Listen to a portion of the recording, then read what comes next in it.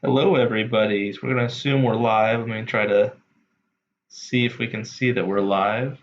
We're going to be doing a video today. A chart in time can save a dime. So let me make sure that we're live real quick. That rhymes. You want to say something? Please like and subscribe. Oh, thank you. Yes, we are definitely live. It just took a second to load. So, okay, so I'm learning about investing, was enticed to start investing at an early age based on an economics teacher inviting in a financial advisor who showed us a chart about investing and the difference between starting early, very young, with a relatively small amount of money versus starting much later with a lot of money, and the differences of where you'd be at in life when it came retirement time. So going through, we're going to show this is ticker symbol Apple. I am not an owner of Apple, and I don't suggest Apple. I'm just showing this one because it was one of the first ones that comes up on your iPhone, of course.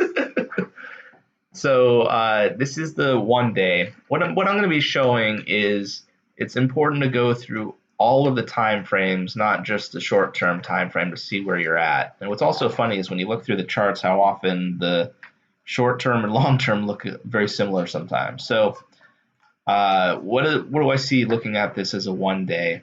And this is not any investment advice. I'm not a registered investment advisor, so please don't take anything I say as advice because I'm not qualified to give it to you. So run anything that you're going to do by a qualified professional before you do it. So looking at this symbol, it was all over the place on the 1 day here. Lots of up and down chop and ended up for the day.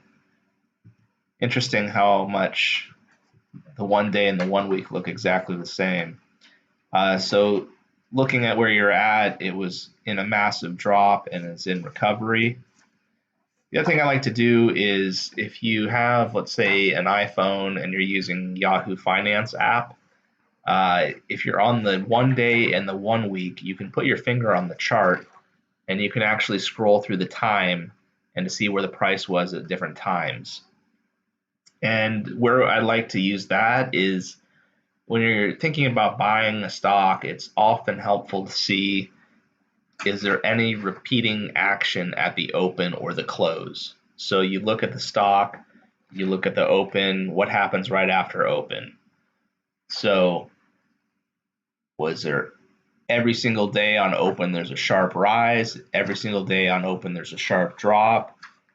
Can make a big difference. That's why you wouldn't necessarily want to place a market order at open, because market order at open you could be paying any ridiculous price versus giving it a second to calm down. And in other cases, not having a market order in, you missed this right here, and by the time you get your order in, it's already up here, and then by the next time you look at it, it's down here. So having an idea how a stock typically opens, if there is a typical open, and often there's not, but in some cases there is. You'll find that within the first half hour to 45 minutes, it'll hit a bottom channel, meaning it's either going to be within the first half hour or 45 minutes, it's the highest or lowest it's going to be. It opens, let's say it's going to open and it makes a huge drop within the first half hour. Hello, just came in here to just say hello. All right, so I'm looking at charts here and trying to figure out if you can see any trends. So there's something called statistical analysis, and when you're looking at a chart like this, a line chart. Wait, first of all, what's statistical analysis? It's looking at numbers and seeing if from the numbers you can predict things, which often you can. So in our next video, actually, we're going to go into a whole thing about how these charts are really fantastic representations of outcomes. Like, let's say there was a haystack 50 yards away and you had a bow and arrow and you were shooting at the haystack, and not only were you counted if you hit the haystack dead in the center, but every arrow you shot was counted. Well, if you shot 100 arrows and you were trying to hit dead center for the bullseye, you would find your arrows would scatter all over the place, to the left, right, too far, too short. And so you'd create a series of points. And kind of the same idea is stock prices. Each of these represent a price in time. So at a certain time on a certain date, the stock was worth something. If you look at that in a chart format, especially as you start to go over longer time frames, you can begin to see maximums and minimums over a period of time. So you can almost draw imaginary lines. This one's a little bit harder because it has outlying events. So the other thing in statistics, if you were to shoot a whole bunch of arrows, every once in a while you'd have one that went really wild, right? It would be like you sneezed or something and it went 25 yards too high in the air and way past the sack. So you'll have what's called outlying events, like incredible uptrends, and then all of a sudden drop. Is that COVID? No, you want to see COVID? COVID is right here. The market was going up, up, up, and then everybody figured out that they were going to be worried about COVID and what was going to happen. The market made a tremendous drop down to here, and then the government stepped in, helping out everybody and giving everybody money. Except everyone had to probably pay it. Yes, that's the thing, actually. Unfortunately, you and your children, that's the debt, are going to have to pay that back. And me a little bit. It's really kind of, let's not even get into that right now because it might upset you. But what they do is they borrow money to fund things. And it's been a very long time since they've had a balanced budget. So what they do is they dip into an imaginary piggy bank, which they're theoretically going to pay back someday in the future. It's like they have a piggy bank and they're stuffing it full of IOUs and taking out real money. It's like a magic machine. You can put in an imaginary note that says, I promise I'll pay you Tuesday for a hamburger today.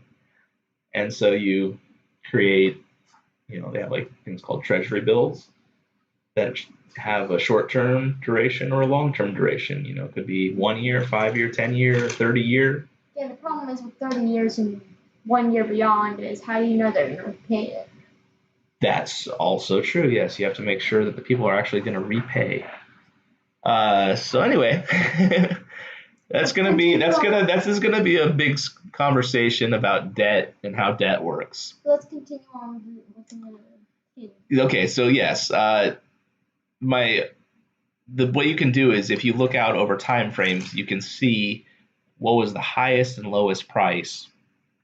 And usually, if you look, do you see how this kind of looks like a little channel starting from about here? If you were to draw a line here, here, and here, these are the lowest points.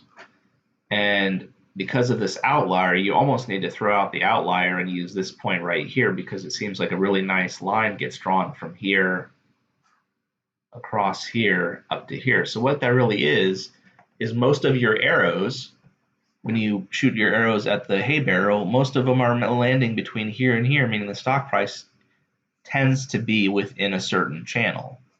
Now, why does that become important? Because let's say you're going to be making a purchase, understanding where you are in this channel is important. If you're looking at it at this date and time, you're certainly not. This was a few days ago. I prepared this a few days ago. So the upper part of the channel would be here, and the price of the stock is down here in a lower channel. So theoretically, it potentially could go up from here. Or you can have an event that is outside of your prediction, an outlier event. You could shoot the arrow and it goes way off the direction you weren't hoping. And instead of it continuing up, it could break this lower boundary and go much lower, and you could lose a lot of money. So you always need to be careful. Oh, you know what? I can see the arrow right now in my imagination. So what these are is a series of prices over time. And as you go from the 1 day to the 1 week to the 1 month, well, actually here again at the 1 week, the nice thing that you can do is you can scroll through and it'll actually show you the date and the time and what price was. So you can figure out that middle of the day was the lowest price on October 13th. So it's good to know where are you at, what is going on. It looks like, in the 1 month, you're in a downtrend and you're in the top of the trough of a 1 month. So isn't that interesting? When you looked at the 1 year, you were in the bottom of the trend at the 1 year, right? When you drew that imaginary line. Whereas when you draw the imaginary line on the 1 month, here's a top channel, here's a bottom channel, and you're operating right now in the top. So that's why it's very important to understand your time scale and look at all the different times and prices. So you want me to wrap it up? Okay, I think we'll wrap it up real quick. So basically, in the 1 month, you're in a downtrend. In the 3 month, you're still red, and it looks bad because you were going up, you changed your trend, and now you're going down. But by 6 month, you're in an overall uptrend, and you're in the bottom of the trough, right? So you see how flipping between time frames, all of a sudden your whole perspective changes, because in one time scale you're at the bottom of a trough, and at the other time scale you're in the top of a trough. It makes it much harder to predict. But the one thing you can say is over the long term, the very long term, it's been an uptrend, and you're currently in the bottom of an uptrend. Okay, so I think we'll wrap it up here. Thank you very much to all of my customers. We really enjoy doing this, and we have a lot of fun. And we're going to wrap it up so everybody can go to bed and wake up tomorrow and go to school. So let's see. Let's close this, and we will stop streaming.